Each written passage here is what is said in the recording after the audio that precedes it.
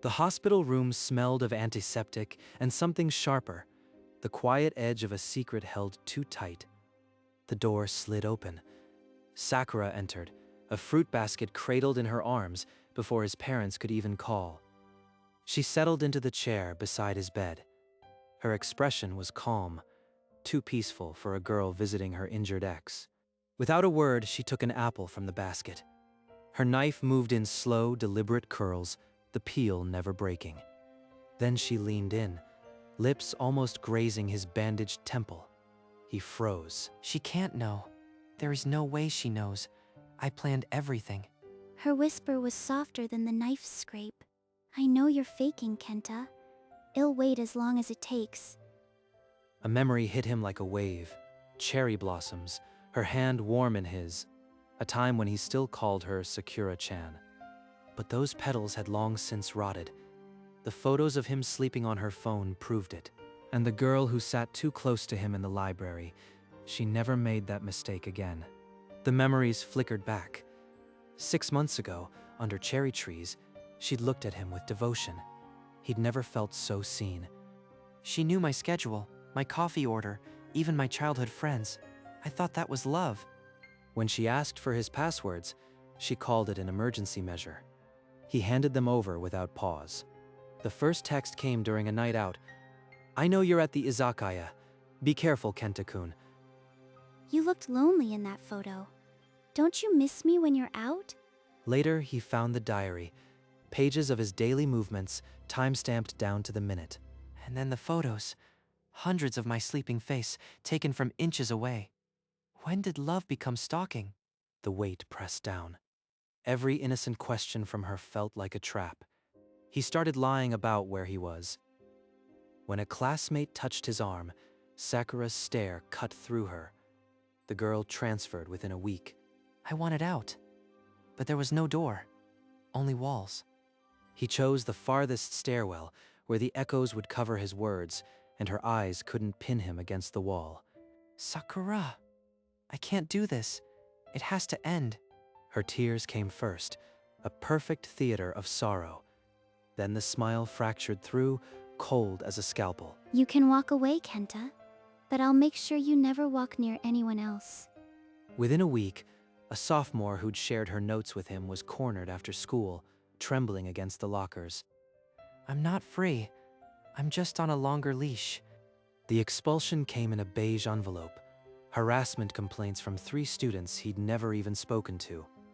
His parents stared at the paper. He couldn't explain. What could he say? My ex-girlfriend fabricated criminal accusations? She didn't just break my trust. She broke my name. If she wants me destroyed, then the only way out is to destroy myself first. The anonymous message arrived at 2 a.m., a single line glowing on his screen. Fake amnesia. Dr. Friend. Escape her. He stared at the words until his vision blurred. Insane. But so was watching his future dissolve. He dialed the number attached. A voice answered, steady, professional, calling himself the older brother of a school friend. You're not the first person she's destroyed. I've wanted to help someone like you for a while. They met in a hospital corridor after visiting hours. The fluorescent lights hummed like a confession. We stage a motorcycle accident. You wake with selective amnesia. Medically, it will hold. She'll have no reason to linger. He wasn't just listening. He was memorizing every step, every potential crack in the lie. The handshake sealed more than a scheme. It sealed his escape. For the first time in months, the air hit his lungs without barbs. He chose the curve outside the old factory. No cameras. Soft shoulder. The engine screamed once before the asphalt rose up. The pain was real, a sharp crack in his ribs, but he'd practiced the fall. He lay still as the sirens wailed. When his vision cleared, the ceiling was white. He didn't have to fake the confusion entirely. He's developed selective amnesia. His mind is protecting him. Please don't press him for details. Who are you? I'm sorry, I can't remember your faces or your names. Nothing. Their tears were real. He hated himself for loving how well it worked. They left when the nurse insisted. His mother's hand lingered on the doorframe. Outside the window, the city lights blinked. He'd done it.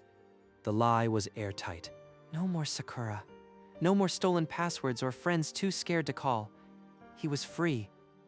Then the hospital door slid open, and the silhouette in the light made his heart stop. She didn't speak. She simply sat, placed the basket on the table, and took out a single apple. The knife appeared from nowhere, glinting under the fluorescent lights. The peel coiled onto a napkin. Keep your face blank. Don't flinch. She's just another visitor who doesn't matter. Then she leaned in, and her voice was a breath against his bandages. I know you're lying. Your micro-expressions scream it. I've studied you for 9 months. Micro-expressions? She's been tracking my every twitch since the day we met. I'll come every day. I'll peel an apple for you each time. And I'll wait, however long it takes. She placed a single slice of apple on the nightstand and rose. The door clicked shut behind her.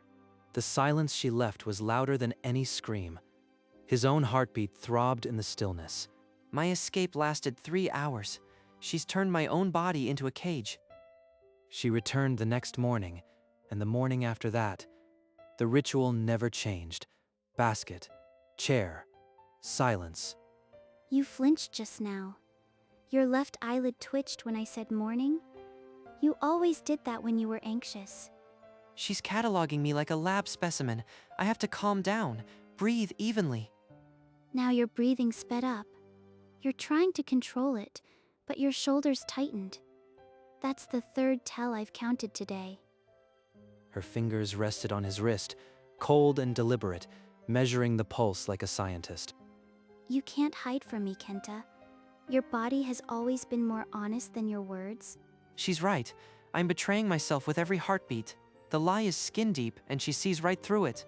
She left another slice of apple, perfectly cut, as if to mark another day he had failed to break free. I'm not an actor. I'm a biological traitor, wired to confess by sheer reflex. The monitor's steady beep was the only sound that agreed with him. Everything else was a lie. The next day, his parents arrived with stiff smiles and eyes that had forgotten how to blink away worry. I have to be their son who doesn't remember, but every blank stare kills me inside. I'm sorry. The doctor said my memory could take months. I don't recognize you yet. He gets overwhelmed easily. Please, what you wanted to know. Kenta used to love sketching in his room until late. She's building my fake past for them, detail by detail, making it all sound like amnesia. His mother covered her mouth to hide a sob. His father nodded once and led her out. Sakura watched the door close, a serene curl at the corner of her lips. She's not helping me. She's weaving a net around me so tightly I'll never breathe on my own again. They won't ask many questions now. I've given them enough comfort to keep away. Every kindness from her is just another lock. I can't even tell my own parents the truth. One morning, instead of an apple, she set a lacquer bento on his tray. Steam curled from the rice shaped like a bear. I remember you said you loved this omerous place. The owner gave me the recipe because I asked for you. She's cooking for me now? She never cooked before. This is new. Do you remember the festival? You won me the goldfish. It died the next week, but you bought me a plastic one as a joke. Her voice was soft, unlike the scalpel-sharp tone she used to wield. She hadn't glanced at his phone once in days. I can't let this in. It's bait. But my chest aches like it remembers something I thought I burned. I've been talking to someone. A therapist. She says I need to let you choose what you remember, even if it means you never choose me. A tear slipped down her cheek. She didn't wipe it. It just hung. A fragile thing. Don't believe it. She's orchestrating this. But what if? What if it's real? He looked away, afraid his own eyes would betray him, but the warmth of the bento lingered in the room. Late that evening, the corridor light cut a sliver through the door left ajar. A whisper slipped in. It was Dr. Yamada, his face slick with sweat, pressing a folded paper into Sakura's palm. Read it later. But you were right, he hasn't broken yet. The doctor retreated, eyes darting like a man who'd already been paid, but could lose everything. He whispered something about he hasn't broken. My plan was never mine. The flicker of that anonymous text returned, "Fake amnesia, Dr. Friend, escape her." I was handed a script I thought I stole. She cast me as a fugitive, but directed every step. He pressed his back into the mattress, staring at the ceiling as the pieces rotated into a monstrous shape. His heartbeat was a drum roll for a revelation that refused to finish forming. If the doctor belongs to her, then the accident, this room, these visits, it's all a trap I never escaped. The next afternoon, he decided to test her the only way left. He would pretend a memory returned. Wait, I saw something. A girl against the lockers. Your hand was raised. You were hurting her. Her breath caught. She didn't deflect. She pressed her palm against her chest like it physically ached. That was me. I was sick then. I'm so sorry. I've been getting help. He'd expected denial, fury, the knife-edged smile. Instead, she crumbled without a single defensive twitch. I drew this in therapy. It's how I felt inside. So empty I'd fill it with you. She's either the best actress I've ever seen or something inside her actually broke. The therapist's voice echoed in his mind. She's committed to 3 sessions a week. She's medicated now. And just like that, the monster in his head refused to stay in focus. If she's evil, then evil just remembered my favorite Omerus and cried at its own memory. How do I fight that? He waited until the next shift change, then slipped from the bed when the corridor fell silent. The supply closet door was ajar. Dr. Yamada froze halfway through restocking gauze. You lied to me. Every word was hers. The accident, the amnesia. All of it. I don't know what you're talking about. Please, you should be resting. Then show me your actual license. I'm sure the hospital board would find your credentials. Fascinating. The doctor's mask cracked. He tugged at his collar as if the air had thinned. I was paid. A lot of money. But I never heard a name. Only a voice on the phone. What did the voice tell you to do? Everything. The accident, the diagnosis? She wanted you broken enough to come back. The amnesia was supposed to make you feel safe first. So the trap wasn't just the lie, it was me believing I had a choice. From the very start. The next afternoon, she arrived without a basket. In her hands was a cream envelope stamped with the school crest. She laid it on his lap as if it were glass. The words seemed to pulse through the paper before he even unfolded it. Expulsion reversed. Reinvestigation complete. She didn't just clear me. She erased the dirtiest chapter of my life. It was my fault. I used those complaint forms. I pulled every string I had to undo it. A single tear slid down her cheek and dropped onto the hospital sheet, a dark circle spreading like a promise. Gratitude and dread tangled inside him like a knot. She gave me back my future. But who paid the doctor? Can we start over? Not as what we were. Just 2 people who hurt each other and want to be better. Through the window, a bird cut across the blue. It looked free. He wondered if he'd ever know the difference. I want to believe her. But if trust is a currency, mine was spent the moment I saw that doctor's note. The letter lay between them, a bridge neither dared cross. The question, "Can we start over?" hung unanswered in the quiet room. Later that evening, a nurse entered with a blood pressure cuff. Her eyes snagged on the phone in Kenta's hand. The screen was still lit. A message from his old cram school friend. I should have locked it. I never lock it. The nurse frowned, leaning closer. The text was a casual joke, but amnesia patients shouldn't have friends. Oh, that's my phone. I let him use it sometimes for memory exercises. Please don't worry. She plucked the device from his frozen fingers as if it were her own. The nurse relaxed, nodding, and left. Kenta watched her from under his lashes, heart hammering. She just saved the lie again. She's not just covering me. She's the only thread holding my entire act together. Without her, I'm exposed. The beep of the monitor seemed to mock him, each pulse a countdown to an inevitable shatter. I can't keep this up. The lie is drowning me, and the only hand reaching out belongs to her. The machine kept its steady rhythm, the only honest thing in the room. The next morning, She returned with wildflowers instead of apples. The room felt lighter. I saw something last night. A flash, cherry blossoms, you laughing. Was that real? You remember? The day we first kissed under the cherry tree? Tears spilled freely, not the calculated ones from the stairwell, but something raw and unguarded. She threw her arms around him, burying her face in his shoulder. He felt her tremble. This feels real. Not like a performance. Am I a fool for wanting to believe it? I was so afraid you'd never remember the good parts, only the monster I became. He didn't correct her. The lie and the truth were tangled so tightly he couldn't tell where one ended. Maybe it's real. Maybe she really did change. Maybe this is the start of something new. For the first time since the accident, he let himself believe the cage might have an open door. Do you remember the bad things I did? The way I terrified people to keep you? I remember my expulsion. My future ruined by fake complaints. That was you. I'm so sorry. I've been trying so hard to get better. I'm in therapy. I'm on medication. The proof was on her therapist's notes, 3 sessions a week, genuine progress. Please, can we start over? I'll spend my life making it up to you. This is all I ever wanted to hear. So why can't I say yes? Outside, a bird traced the sky. He wished he could follow it into the unknown. But I can't. Not yet. The doctor's note is a splinter in my mind.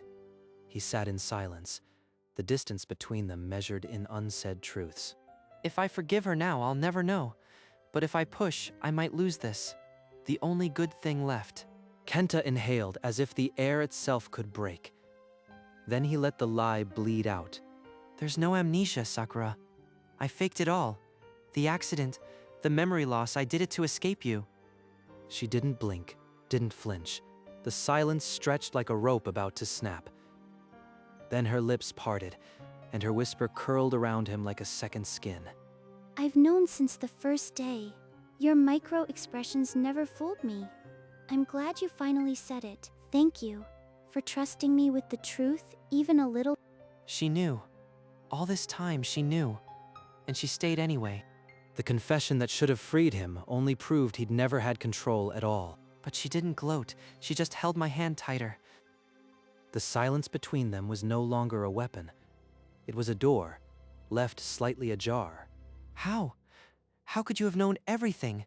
The accident, the doctor, was any of it real? After you left, I started therapy. Not just to be better to understand why I couldn't let you go. I realized I'd burned every bridge. You'd never forgive me. So I had to build a new bridge you wouldn't recognize as mine. She found him on a dark web forum, a disgraced medical student willing to sell credentials for cash. I paid Yamada to become the doctor you needed. I fed him every line, every instruction.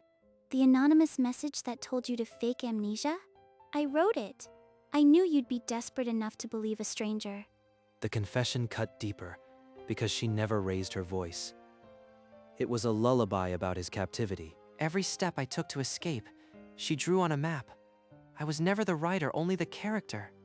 You needed to feel like you chose me, so I gave you a choice you could live with. And in the wreckage of his plans, Kenta understood this wasn't forgiveness. It was architecture. I watched you from the moment you woke. Every twitch, every lie, I cataloged them all. It was agonizing. The anonymous tip that set you on this path? I placed it where only you would find it, at the hour you were weakest. Every step he took was a shadow she'd already traced. The accident, the hospital, his parents' visits, all choreographed. She didn't just watch, she steered, like a director who knew the script better than the actor. I knew you'd break.